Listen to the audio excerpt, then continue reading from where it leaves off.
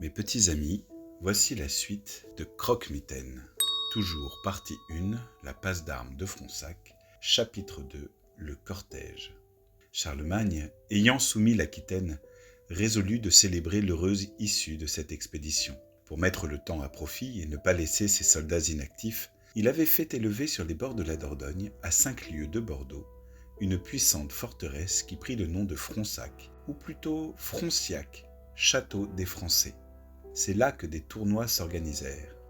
Le lieu choisi pour la joute était une plaine veloutée, située sur la lisière d'une forêt de chênes 5 fois centenaire. Un cadre de collines formait une sorte d'amphithéâtre. Au centre, un vaste emplacement réservé aux combattants avait été entouré de palissades. 2 entrées, une au nord et l'autre au midi, pouvaient donner passage à 10 cavaliers de front. Chacune de ces portes était gardée par 2 héros et 6 poursuivants d'armes. De nombreux détachements dispersés çà et là maintenaient le bon ordre, et cela non sans peine, car à côté du camp militaire s'était formé un campement de bourgeois et de bourgeoises venus d'un peu partout. La discipline y était fort difficile à faire observer, et les coups de bâton pleuvaient sur les récalcitrants, d'autant plus drus qu'on était en pays conquis.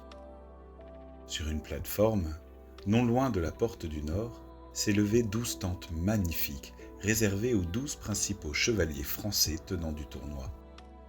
Des banderoles à leurs couleurs, ou aux couleurs de leurs dames, agitées par le vent, se tordaient au soleil comme des serpents ailés. Chaque chevalier devant son pavillon avait fait surprendre son écusson que gardait un écuyer.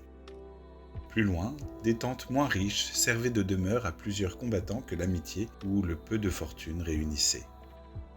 Cet ensemble formait une ville bizarre qui avait jusqu'à des faubourgs composés d'écuries en planches, de logettes de toutes sortes habitées par les armuriers, maréchaux ferrants, chirurgiens et artisans dont la présence était indispensable. Les marchands étaient exempts de tout péage ou dîme.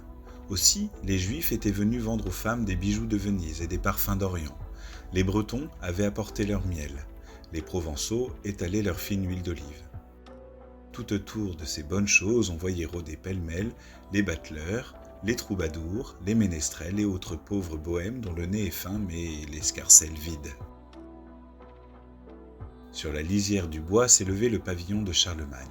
Il était de brocart à larges bandes de pourpre parsemées d'aigles d'or. Des chevaliers, des écuyers, des varlets, des pages allaient et venaient alentour, comme font dans la ruche les abeilles autour de leur reine.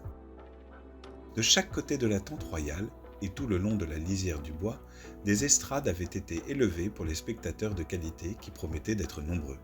Il en arrivait des nuées à chaque heure, tant l'on était friand d'un semblable spectacle et désireux surtout de contempler Charlemagne. La loge royale avait été dressée un peu en avant du pavillon.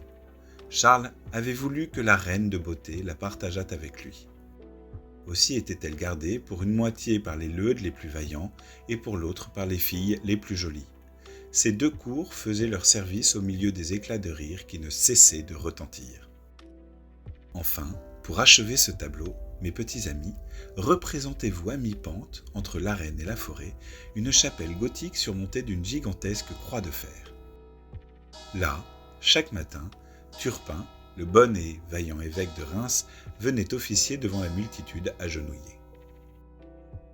Le jour du tournoi arriva enfin. Il y eut depuis bien des passes d'armes, mais plus jamais on ne vit pareille affluence. Dès l'aube, toutes les places étaient déjà prises. Les vieux arbres étaient eux-mêmes plus chargés de curieux qu'un prunier de fruits en août. Et les bonnes gens eurent, ma foi, bien raison de se presser, car eussent-ils vécu chacun 10 existences, ils n'auraient rien revu de pareil. Il y eut force coups de pique donnés de côté et d'autre pour calmer la curieuse ardeur des plus enthousiastes. Mais personne ne prenait garde à ces orions qui eussent été malvenus en toute autre circonstance. Soudain, les fanfares font au loin retentir les airs. Une brillante avant-garde vient prendre place dans l'enceinte, et Charlemagne entre dans l'arène avec une nombreuse escorte de chevaliers, de seigneurs, voire d'ecclésiastiques, richement vêtus. L'enthousiasme ne connaît plus de bornes. « Montjoie ! Montjoie !» crie-t-on de toutes parts. Charlemagne, qui devait plus tard affecter la simplicité la plus grande, a pour cette solennité revêtu de riches habits. Sa chemise est de fin lin, et les extrémités en sont rehaussées de broderies d'or. Sa tunique et couvertes de pierres précieuses plus éblouissantes les unes que les autres, telles que topaze, émeraude et rubis. Ses bracelets et sa ceinture ont été ciselés avec un art infini.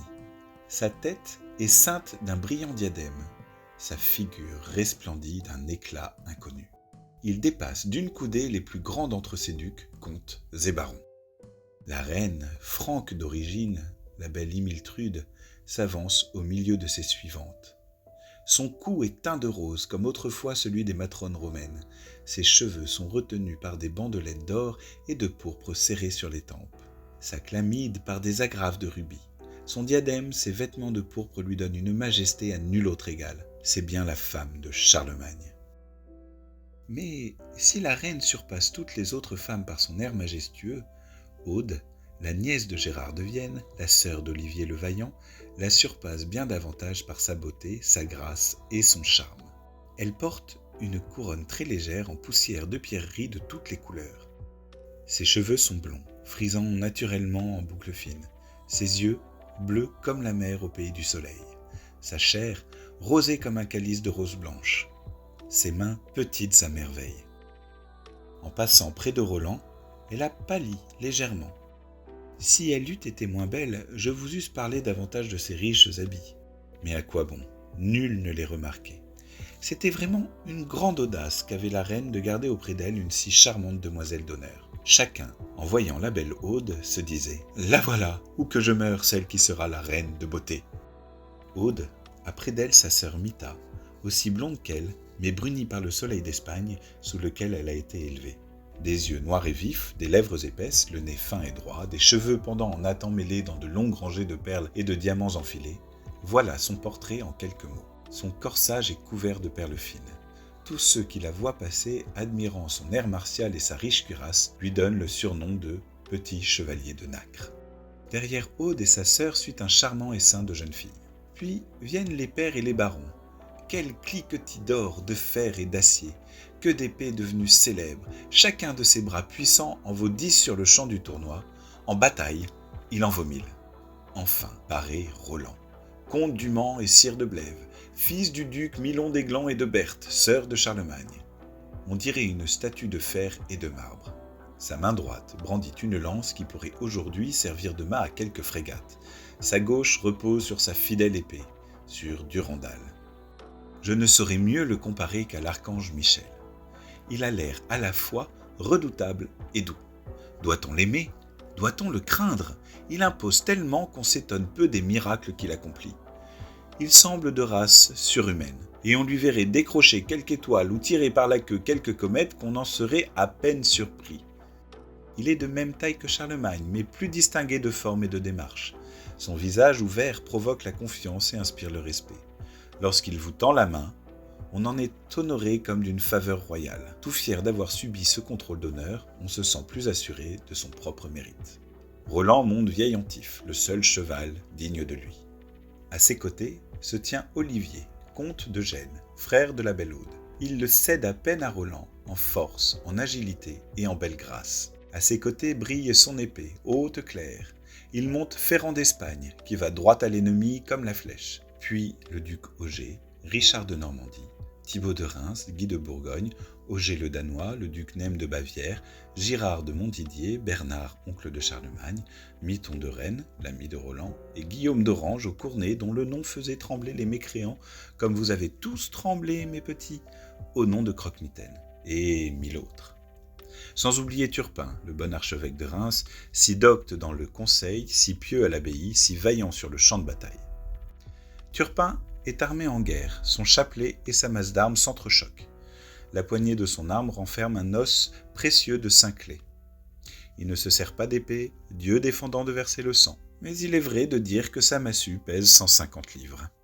Auprès de Charles, on voit encore Lupus, duc de Gascogne. Lupus qui a vendu son hôte et tous les siens, Lupus qui n'a pour rival en Tétrise que Ganelon. Oh, que vous les haïriez tous deux, mes enfants, si vous m'écoutez jusqu'au bout. Lupus se fait remarquer par son armure d'acier bruni, démasquinée d'argent.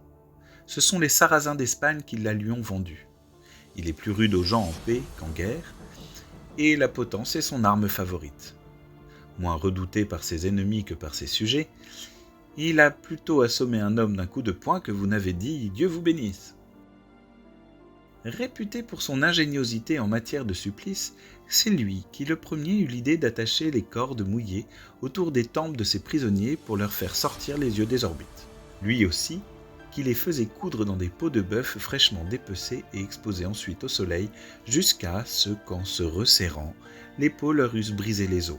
Ce qu'il y a d'affreux à dire, c'est que nul ne l'avait vu en colère. Charles lui parle à peine. Il se contraint pour ne pas lui laisser voir combien il le méprise. Le comte Ganelon de Mayence n'était pas d'espèce aussi basse. Sa bravoure du moins était extrême. Il savait être de bons conseils. Et si la jalousie que lui inspirait Roland ne l'avait pas poussé à mal, c'eût été un des plus vaillants suivants de Charlemagne, cherchant toujours la solitude, taciturne, farouche même, impie, ne croyant à aucun grand sentiment, tel était Ganelon au moral. Ai-je besoin de vous dire qu'il n'avait pas d'amis ? Sa taille était à peine de 6 pieds et demi. Aussi en voulait-il à tous ceux qui le dépassaient, ne fût-ce que d'une ligne. Ses yeux brillaient à l'ombre de ses cheveux roux comme ceux d'un caniche enragé.